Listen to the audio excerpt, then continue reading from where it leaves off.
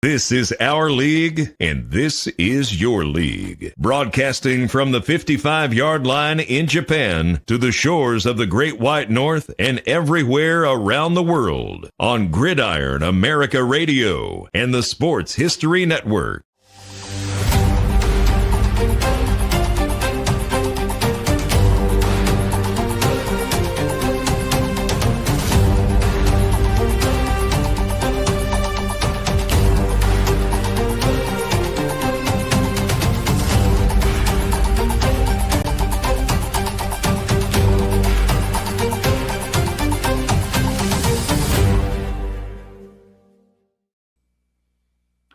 Hey, everybody, it is Greg St. James here in Japan with Dave Selinsky and Mike Tackett over there in America. Excuse me. And we are here talking week 3 of the CFL. It's the only league we're covering game-wise this week, but there's been a lot of breaking news just in the last, since I got up, because it's morning time here in Japan. But in the NFL and even in the CFL, we've had some breaking news. Literally right before we hit the record button. So, guys, how are things in America? It's been a good week since we talked, and, a lot of football was played this week, which unfortunately for me, I had to watch on demand because the CFL decided to cram 3 games in one day. Glad to see you guys. Definitely staying warm here in Florida, but Dave, how's it in your neck of the woods? Nice mid upper 70s, 50s at night. Perfect. I'll take this year round. Yeah, we got rain and a typhoon coming this way, so we need the rain. And it's in the 70s, so the heat's coming though. The heat is coming. So all right. So let's just get right into it too. For this week. So for this past week, we had 4 games. 4 CFL games, and it was the first 4-game CFL weekend we've had this season. And just some of the takeaways that I kind of my takeaways from this week. So we got BC's looking definitely wounded and under pressure. Edmonton, you know what? They're 2-0, and they look real behind Justin Rankin and Cody Fajardo. And then Hamilton and Saskatchewan are showing right now. Hamilton and Saskatchewan, to me, are my bets for the Grey Cup. But, who knows?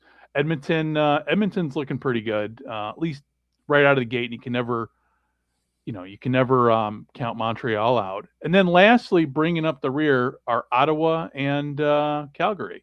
That a lot of questions, I think, for a lot of fans that they have right now with both teams, particularly Ottawa. Thoughts, guys? I think it's early in the year, but Ottawa's, I think they're in crisis mode trying to find their identity.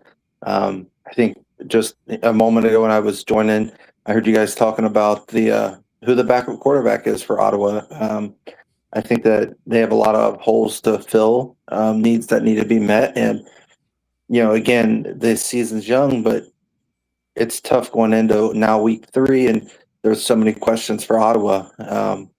I think for Calgary, I think they're finding their way. It's a long stretch, it's a long season, as you guys know, but I think Calgary's positioned better than Ottawa. But for both teams, respectfully, it's going to be an uphill climb already. Well, we had so for the scores that we had this weekend, we had Hamilton 41, BC 27, Toronto was 44 over Ottawa 24, Edmonton 32, Montreal 29 in overtime, and Saskatchewan 40-37 in 2 overtimes. I don't know. Let's start with the BC Hamilton game. Dave, your thoughts on this game? 3 words: Bo Levi Mitchell. It was incredibly impressive. I mean, right from the beginning of the game, they had no problems moving the ball up and down the field on BC. Nathan Rourke was responding, but they were getting field goals when Hamilton was getting touchdowns, and that's what really put that game out of reach, where BC would move the ball, get a field goal, and then Hamilton would just come right down the field, score a touchdown. And then it just kept that pattern kept going until the fourth quarter when it was so far out of reach that probably the most impressive player to me in the game was actually the backup quarterback, Chase Bryce for BC. He came in 6 to 7, 87 yards, let him down on a touchdown drive. Yeah. Nice touchdown pass. Granted, the game was out of hand. There's a bunch of different players, but still, great arm. Just came in cold and was slinging the ball, and it was very impressive after the struggles you saw in the offense for most of that game. So, but going back to it, Hamilton's for real. They were clicking. Yeah. And it was impressive. They didn't really need the running game. If you look at the stats, and in a day they had 350 yards total, but that did not tell you the story. No, none of the Hamilton they were just clicking, touchdown, and one missed extra pointer. They'd been 42. It was impressive for this early in the season. Yeah, to me the most impressive stat is Bo Levi Mitchell's passing attempts, yards. He's only 15 for 18, but of those 15, 5 were touchdown passes, which is just an insane stat to begin with. And it just shows you, I mean, he has not lost a step. I mean, the broadcast, I mean, that's whatever. You could see it on the screen, but everybody was commenting. It's like he's getting better. I think he's getting better with age. So, I mean, I don't know. Right now, just based upon what I'm seeing, at least right now, Hamilton to me is kind of in the driver's seat. So, and like you said, BC. Oh, go ahead. Sorry, before you go to the next game, Hamilton scored 41 points and had 38 plays. Not counting punts and kickoffs, they had 18 passes and 20 rushes. 30 offensive snaps and scored 41 points. Like that just sums up the game in itself, because it was just so efficient and just ridiculous. Yeah, and looking at if you just look at this game from a statistic without looking at the final score, you'd be like, oh, BC won this game. And it's like, yeah, no. BC won every statistical category except the most important one. 457 yards passing by BC. We already talked about with Hamilton, and then you had 457 yards total yards, and then you had, I mean, again, it's just an insane stat looking at it. It's like, no, I mean, Hamilton did what they needed to do to win, and then they got off the field and let the defense take care of the rest. So Nathan Rourke, he was 25 of 35 for 291 yards. We already talked about that, but then we had Roundtree Roundtree is, I think, and I did not look at. Dave, do you have the leaders in terms of who we have right now with the leaders with the CFL in front of you? I've got those towards the end of on my screen here, but instead of me clicking all the way to the back, but no problem. Yeah. So running, looking that up, I'll just say 3 words, guys. Yeah. Throw it back here, but it's still true. Bo knows football. True. Yeah. Yep. He's definitely on point so early. And then I don't know if you guys seen the catch. I think it was Lawler. His first name slipping my mind. Kenny. There was Kenny Lawler. Yes, thank you. The king. He had that huge stretching reception. I think that kind of just that broke the defense mentally from that point.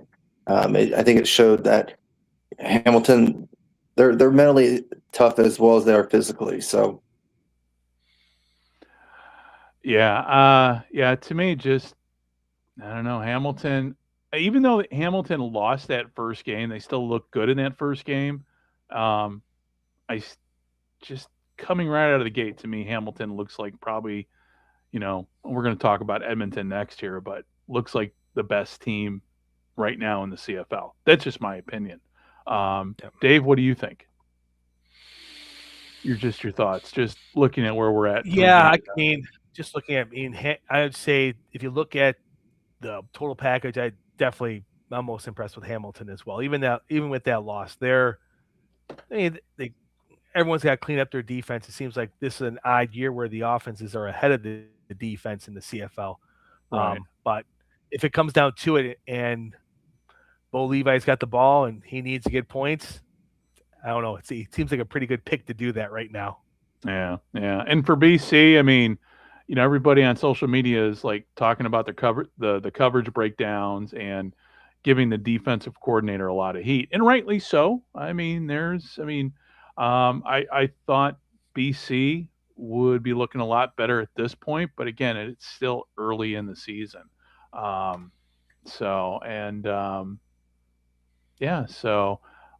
People are already questioning, are the Lions already in crisis mode? I think it's too early to hit the panic button, but it's nice for clickbait, to get people riled up, but the season's still young.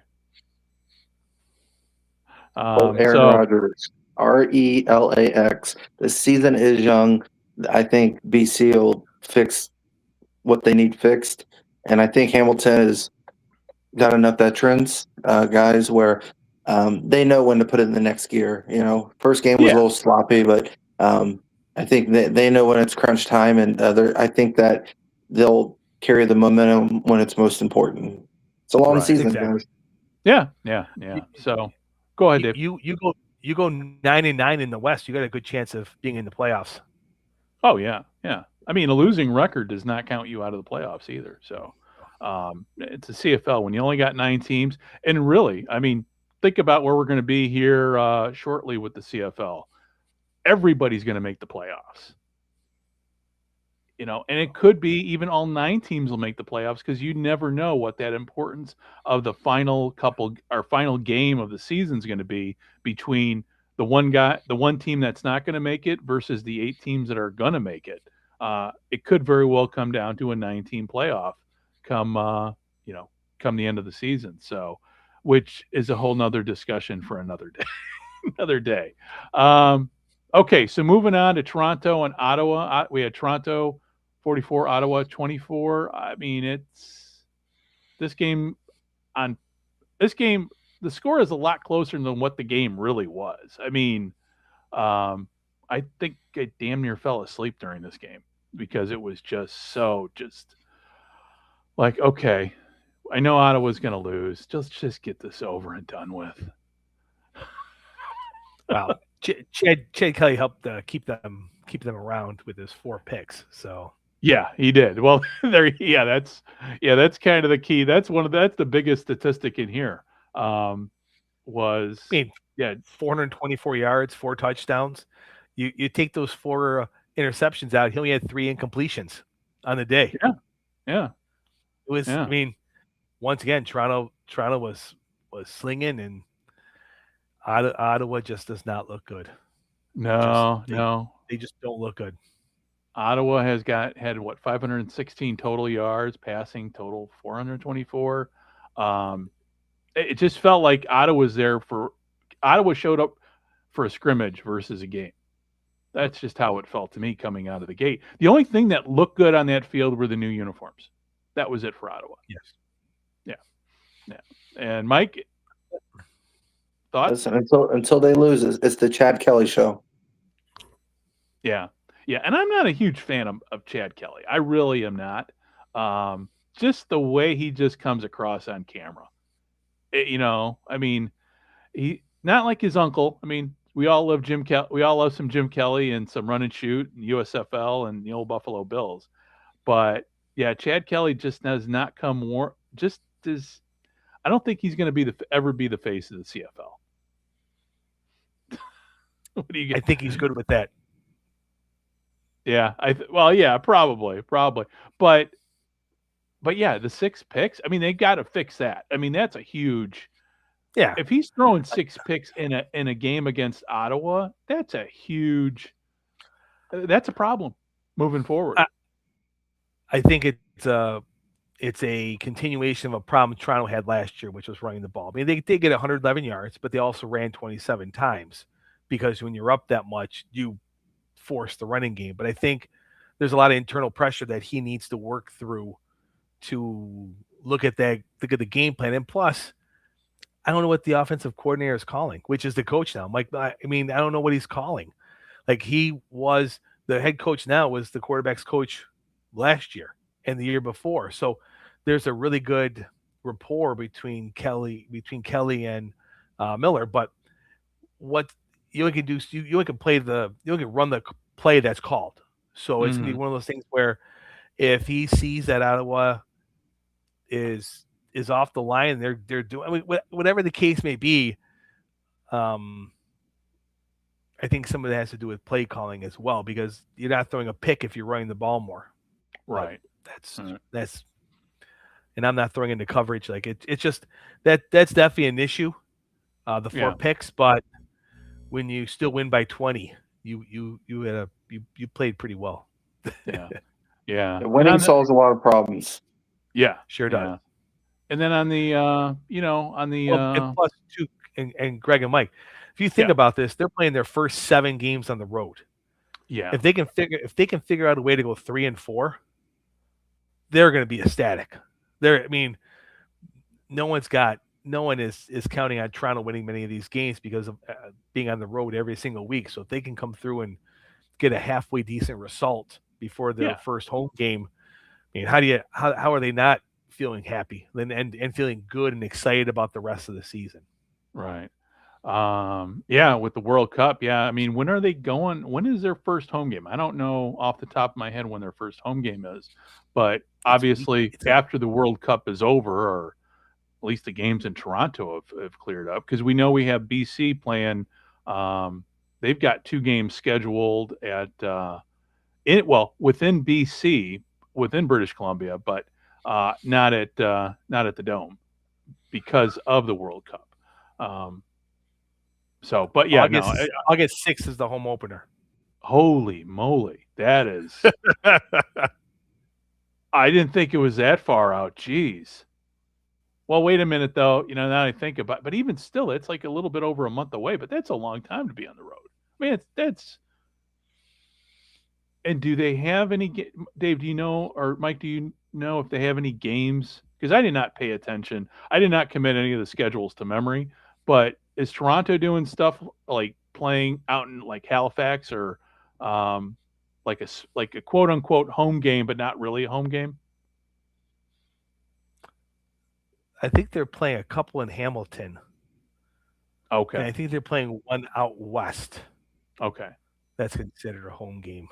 Okay. All right. Yeah, I should know that, but I don't. When it comes to, there's just so much going on. That's the problem now. There's just so much information out there that it's easy for me to forget it right off the.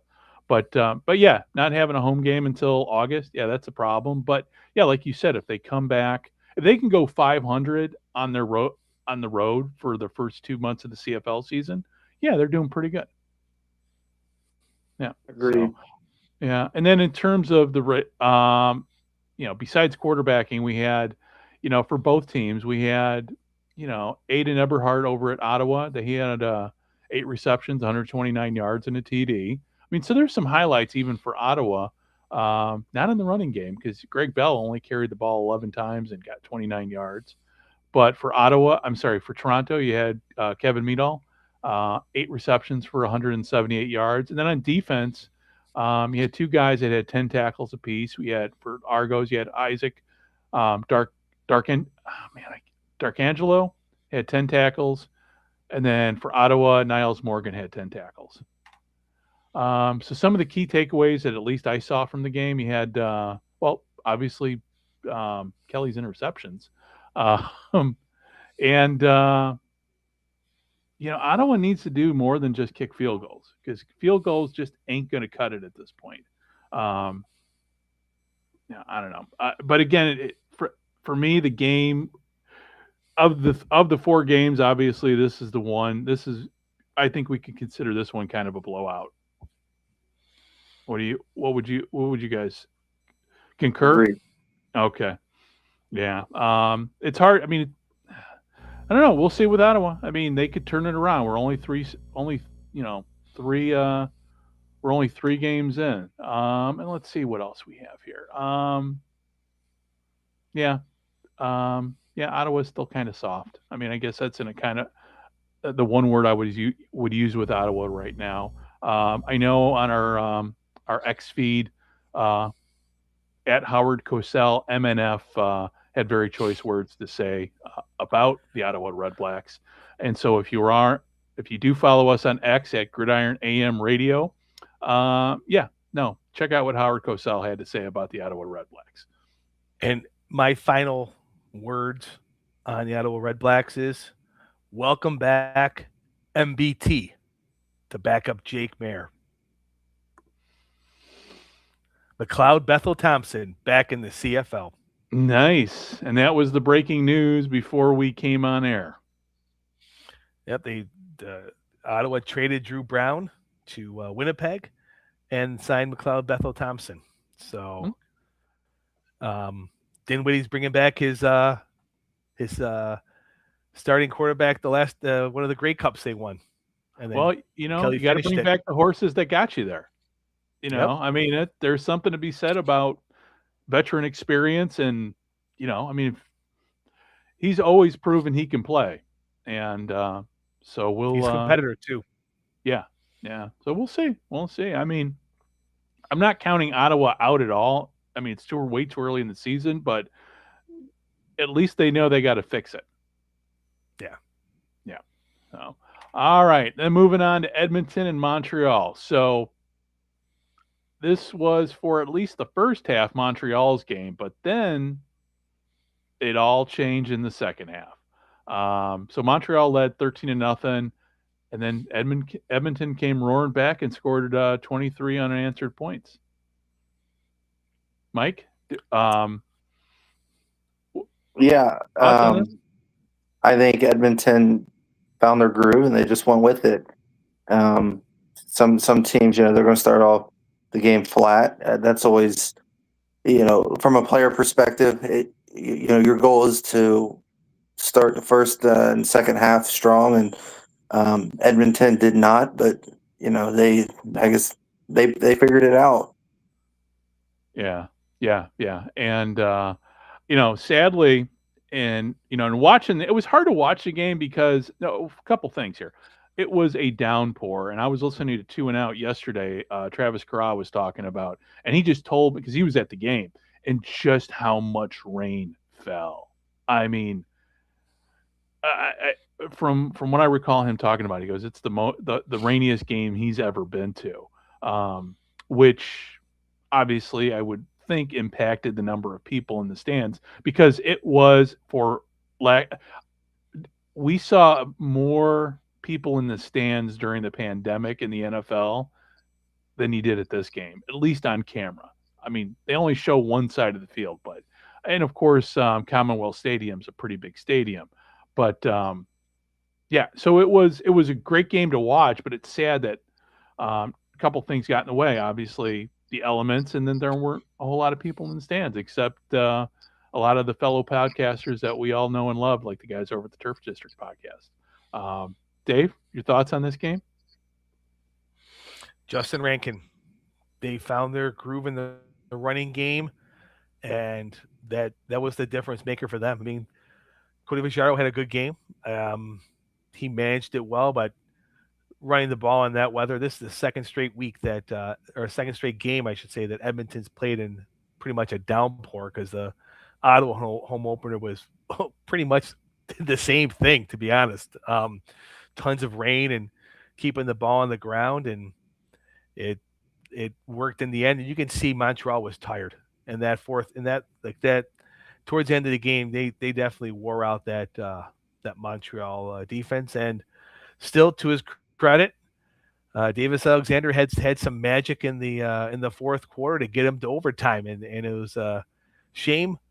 Well, let me put it this way: he got me enough points to win my fantasy football week, but it was a shame to see the undefeated streak go. But from what he's been saying in past interviews, when they lost the Grey Cup, in his mind, that undefeated string was over. So he wasn't really really counting these games anymore that he was undefeated as a starting quarterback. But It'll be interesting. Montreal is a good team, and I'm curious to see what Edmonton could do in nice weather. Because it's hey, they're 2-0. They've grinded 2 games out. They've done exactly what they needed to do. And it's great to see Edmonton 2-0 instead of 0-2, which has been for the past 6, 7, 8 years. That's been their traditional starting point. So it's good to see them get some wins early. Kick the season off. Yeah. And I know with Edmonton, just looking at the stats for this game, I mean, Edmonton does one thing well, and that's running the ball, having 200 yards of rushing offense. I mean, they had 356 yards of I'm sorry, no, that's Montreal. Had 232 passing yards, but they had a balanced offense. I mean, they balanced it out well, and whereas Montreal only had 114 yards rushing and then 356 yards passing. But most importantly, they showed, like you said, man, they're starting off 2-0 when it's been the last time they started off 2-0 was well before the pandemic. Yeah, and I'll just add, kind of piggyback to what you guys were saying. Last time we were on talking about this, I brought it up. It doesn't matter if it's in the elements or in the playoffs.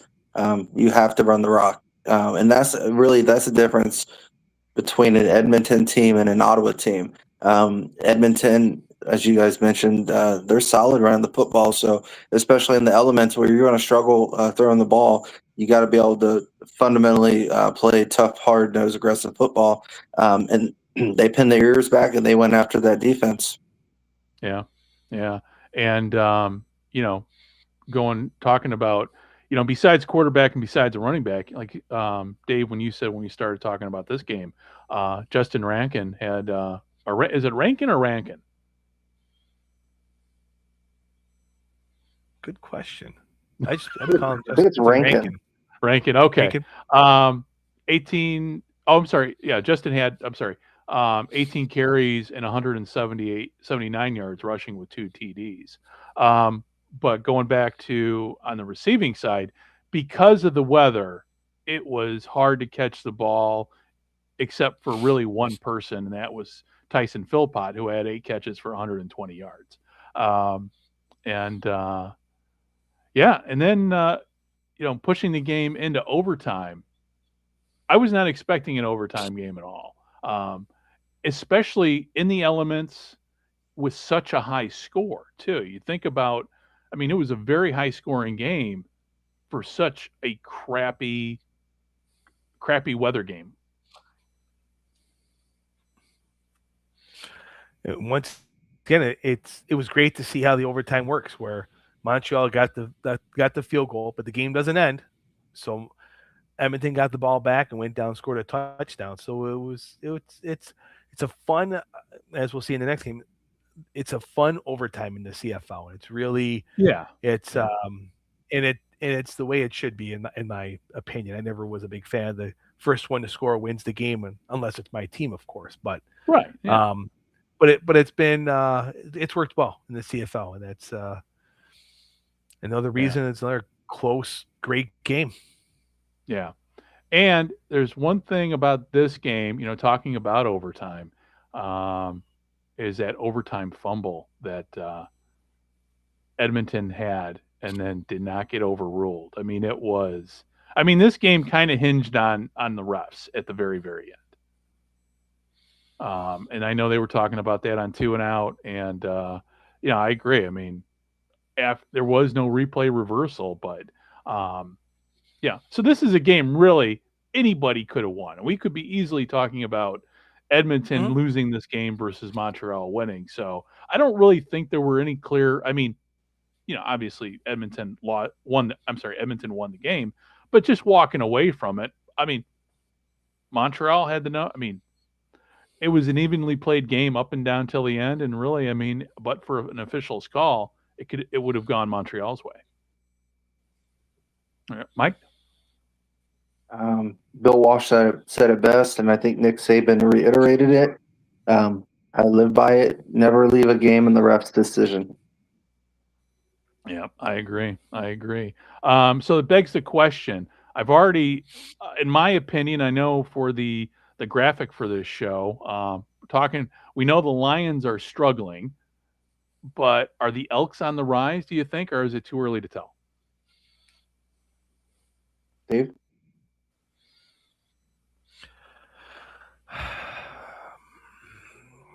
I think they're on the rise. Okay. Um, but it's one of those things where they have what they've done so far exactly what you need to do in late October and early November to keep playing. So if they can keep running the ball at this clip, they're going to surprise a lot of people. But like with the CFL, it's so weird. They can have 200 yards this week, and then next week they have 30 yards rushing. It's Yeah. it's consistency and over a long stretch of time. And honestly, I think they have a really good shot of making the playoffs. But once again, when there's 9 teams, like where does that shuffle fall out? Like who has to lose then? There's like um, Calgary's 0-2, but I don't think they're an 0-2 team.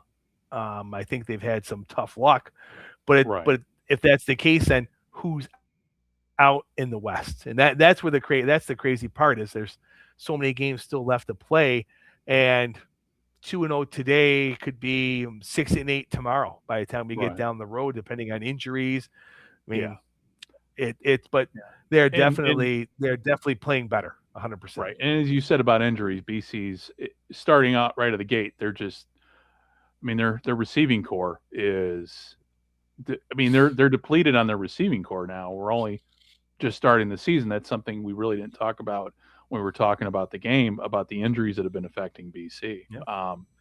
So okay, so the final game we had, the Rough Riders were 40-37 winners in two overtimes against Calgary, and I don't know. To me, Saskatchewan, they started out of the gate great first half and everything, but they didn't finish it off. I mean, it just seemed to me like they just kind of they took their foot off the gas, and next thing you know, we're in overtime when they could have easily they should have put this game away. I think, but in the third quarter or really in the fourth quarter. Yeah, I Dave? think special Oh, teams Mike, kept. go ahead. I'm sorry. I think special teams kept Calgary in it for a while, but again, I think this is one of those games. If they play 10 times, it might be a 6-4 decision, or maybe even a 5-5. Um, it was closer than it should have been, but I don't want to discredit Calgary either. Again, I think that Calgary's on the right track, but they've got to figure out how to play all three phases consistently, and that's kind of goes back to the identity comment earlier. So um, the Rough Riders, props to them, but I don't know. I think that again, I'm not discrediting the Rough Riders, but uh, Calgary didn't play to win. They played to not lose, and you can't have that mindset in the Right. CFL. Yeah, I mean they only had 52 yards total offense in the first half, but yet somehow they got 14 points. It's just like it's just one of those weird stats. You're like 50. Wait a minute, but they got 14 points. So, um, and looking at the stats game. So Saskatchewan had what 466 yards total offense. Calgary had 383 rushing. Calgary was winning the rushing game. On the passing side, it was Saskatchewan that was winning that. So you had Trevor Harris was 23 of 36 for 3 TDs, 349 yards. On the other side, Vernon Adams Jr. had was 20 for 30, 254 yards in a TD, and look at some of the other stats here. And then on the running side, I mean, I already talked about that. So I don't know. It was a great game, but I just think that I was still scratching my head and like, how did we get to two overtimes? Because it really, just to me, Saskatchewan came out of the gate. I knew they were going to win, but I didn't think it was going to be, and come down to overtime. I thought they were gonna finish them off in regulation. Do you guys think Saskatchewan just got comfortable and just laid off the brakes or laid off the gas a little bit? To me, that's what it felt like. Yeah. Dave, what are your thoughts? They definitely seemed in the fourth quarter, they were a lot more deliberate in their play calling to try and keep the clock going, to try and not milk the clock, but keep the ball in play, keep making sure Calgary had to force the issue to come back. And I mean, the one stat that I looked at was basically for me was the red zone. Saskatchewan was 4 for 4 for touchdowns, and Calgary was 3 for 6. And that if you put 1 or 2 more touchdowns in, you don't need overtime. I mean, granted, 2 of those were in overtime, but it's just one of those things where if you get that touchdown, you won. So yeah. So I mean, at the end of the day, I think we've said this before on the show. Good teams find ways to win, and Saskatchewan did. But Calgary is based on based on the West. To me, Calgary is better than they were last year, but I'm not sure where. Is that better than last year? 4th or 5th place still. Like for me, it looks like Edmonton and Calgary are playing for that last spot in the West, but this time around it'd be 8-10 and 9-9 or something like that instead of 4-14 or something like that. Right. So, I mean, I can see the West the way these teams are playing. The West, the winner in the West has 10 or 11 wins, and it's going to be a dogfight. And we're looking at tiebreakers to see who goes where and how. But once again, with double overtime, it's a great competitive game. And I don't know. It seems like every week all these games are coming down to the fourth quarter or overtime, and it's been tremendous. Yeah, and except really for except for the Toronto Ottawa game, take that one aside because you got usually when you have 4 games in a weekend, usually there's one in there that is not the greatest. But again, another overall great weekend of CFL football, I thought.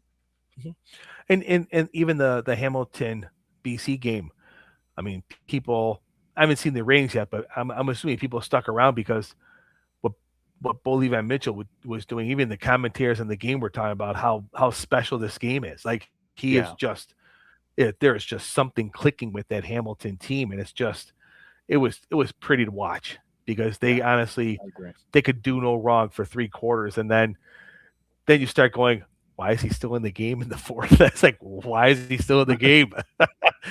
The last play of the game, he's like, why are you still in the game? Yeah. So, well, I don't know. It's it's going to be hopefully the magic with Bo Levi continues because I mean, they keep showing that chart where he's at among the all-time greats, and he keeps rising. So it's going to be interesting to see where he's at by the end of the season. So with all that said, we've talked CFL football. Let's go in and talk a little bit about what else is going on in the world of football. Let's start off with gambling, maybe, and Brendan Sorsby. How about that? Let's start there. That's and Mike, I'm going to let you lead the charge because you kind of broke the news to me as I was waking up this morning here in Japan. What's going on? Yeah, so the NFL sent a letter to all 32 teams saying there will not be a supplemental draft this year. So they were very blunt with their reasoning. I mean, it was just a week ago, rather, Sorsby was fighting the NCAA and getting ready to go to a federal hearing to stay eligible in college, and then everything happened. He waited until the deadline to file his application for the supplemental draft, and the NFL just flat out felt like that was a slap in the face. So they made the decision that, given for the reasons already mentioned with the gambling, he's not going. There will not be a supplemental draft this year. He will have to wait until next year's draft. But it is interesting.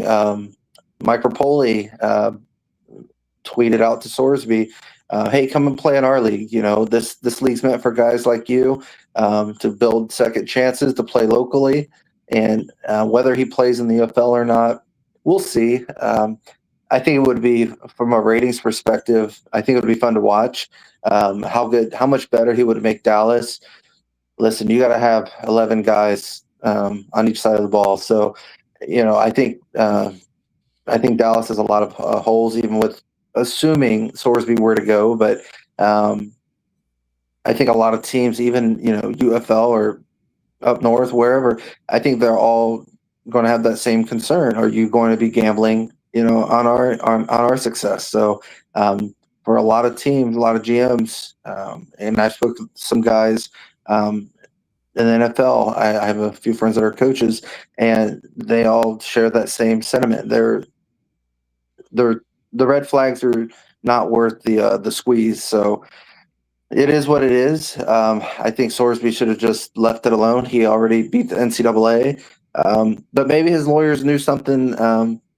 Maybe they told Sorsby, "Hey, you're not going to win in federal court." So maybe that's why he waited last minute to declare for the supplemental draft. I'm not sure, but man, it really does bring back memories of Art Schlichter and Paul Crew from the longest yard. So I don't think that the juice is worth the squeeze, but who knows? Maybe we'll see him in the UFL. Dave?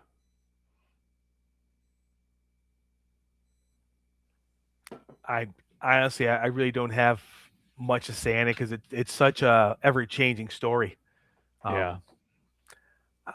I was surprised that they found a judge in Texas to overturn it, to allow him to play, and then it just sounded like that it was just a matter of time that the NCAA was going to appeal it and it was going to be turned over. So I obviously he's looking to figure out what he wants to do next, and I'm not sure what kind of representation he has, but hopefully at the end of the day he gets everything figured out with himself first, and he can get him back to where he needs to be as a person, and then we'll see where football goes, because there's talent there. Or Texas Tech, the boosters weren't going to pay him $4 million a year to come play there, so obviously there's talent, but I just don't know.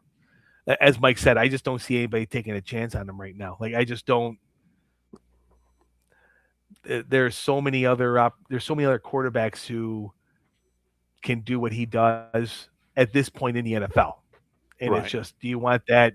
Do you want to find out later that the Minnesota Vikings bring him in, and then you find out he's been just spending hours on DraftKings? It's just one of those things where you don't. No one needs that, especially where the whole gambling and professional sports are right now, and the DOJ is just looking for ways to go after these leagues right now. So I think everybody just wants to just, like, you know what, let's just let this ride out in the sunset for a little bit, and then we'll figure it out next year. Yeah, no, I agree. And it's going to be interesting.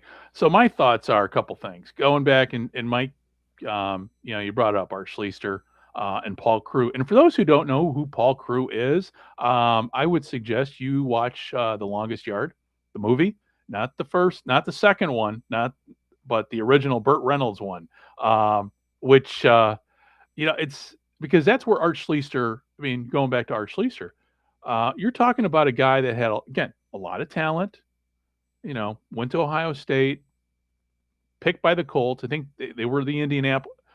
Were they Baltimore? I can't off the top of my head remember. But either way, he was drafted by the Colts, and he's gone. He's in prison now. I mean, I have to pull him up on the internet to see where but he's been in and out of prison many times for gambling. And yeah, so Sorsby has gone to rehab and everything. But the retired probation officer in me, who has seen people go to rehab constantly, I don't believe rehab works, but that's my opinion. It boils down to the individual. You just can't go to, you know, rehab and going, well, I went to rehab. No, you need to take personal responsibility. And if you do that, yeah, then you can kick the habit. But this kid clearly has no desire to kick the habit. It's an addiction. Now, is it an addiction, anybody? How powerful of an addiction is it? I don't know. I've never gambled. So, but I agree with both of you guys. I think nobody's going to touch this fire at all. I don't see the CFL, number one. They're going to stay. They've had enough problems with American quarterbacks coming up for rehab projects over the years, and I don't see that happening. I mean, they got. I mean, I think Johnny Manziel was the last time they got really burned. So I don't see him going to Canada. Obviously, the NFL. I mean, the NFL is saying, hasn't said yet, we don't want you in our league, but they've kind of said it about the supplemental. Like, kind of, dude, get the hint. But I don't see any team taking him. I mean, I know listening to talk radio, there's been mention about the Cardinals. The Cardinals and they're my favorite team, but they're a problem I mean, they've got enough problems in their organization, starting with the owner at this point.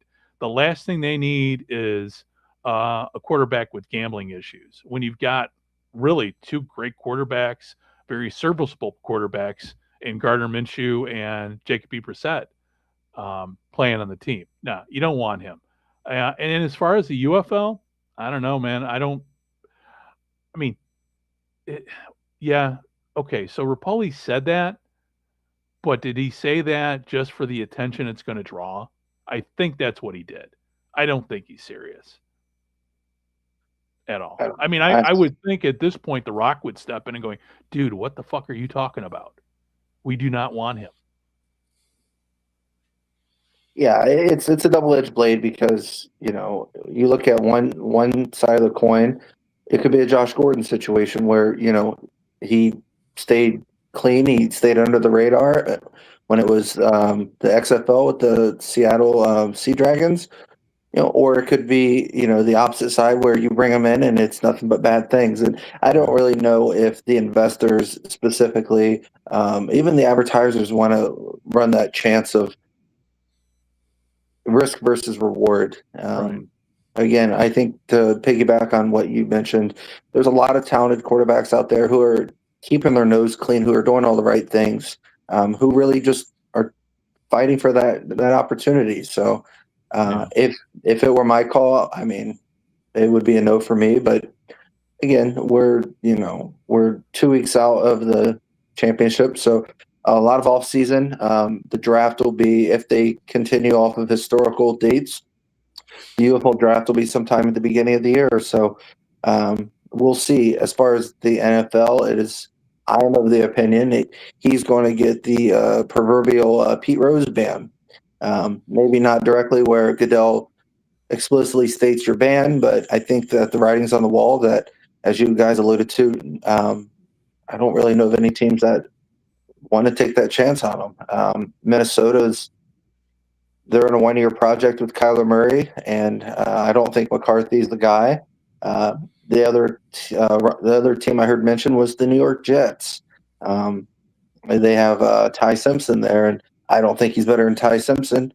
I don't think he's the second best quarterback for the Jets. So, and as far as Arizona, I think you got Jacoby Brissett and Gardner Minshew. Gardner is a character in a good way. Gardner's enough character for that quarterback room. So yeah, I just don't see where he fits in personally. But what say you, Dave?